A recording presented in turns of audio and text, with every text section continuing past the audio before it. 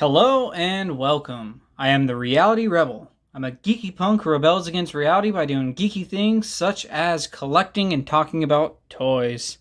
Today we are here with the Mcfarlane toys, DC Multiverse, Dark Detective Batman for the DC Future State-ish line. This is the Infected Dark Detective in particular, gold label as you can see. He is a Target exclusive. Should be hitting shelves and stores kind of thing by now. Because, that's where I got him, was in store.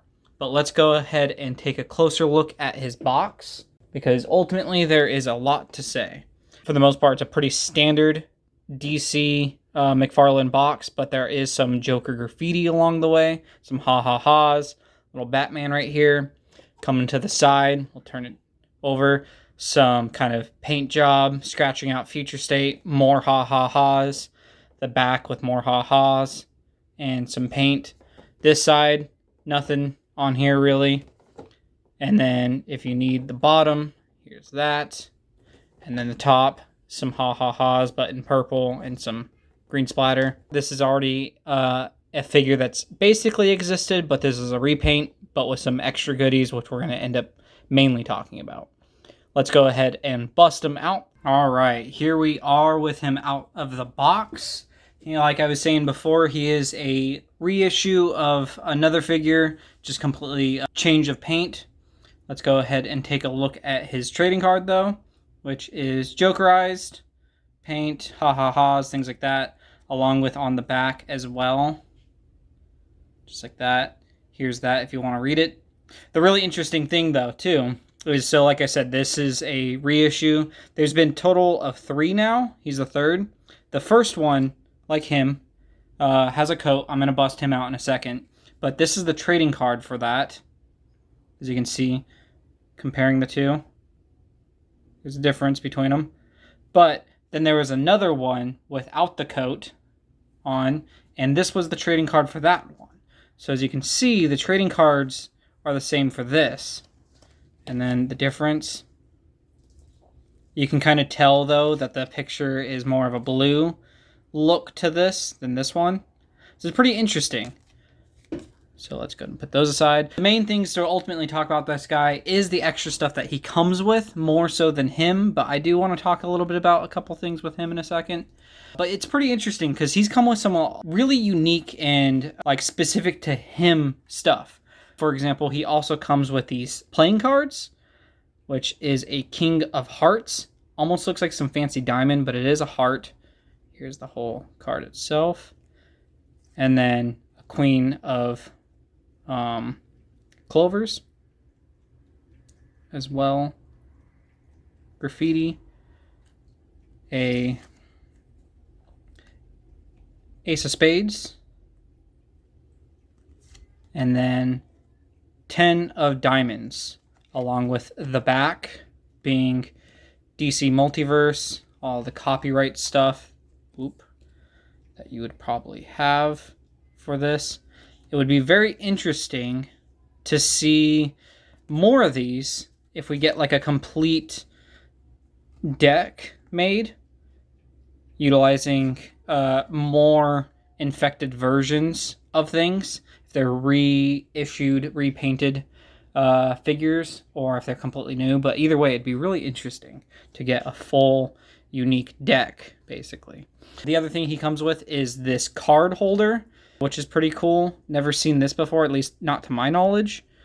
And you can put any card really in this. It doesn't have to be his card. It doesn't have to be the playing cards. It can be really anything. But it's pretty interesting. One thing to note is, if you have already noticed, mine is not correct. If you look really closely, you can see that the D and the C on this are raised.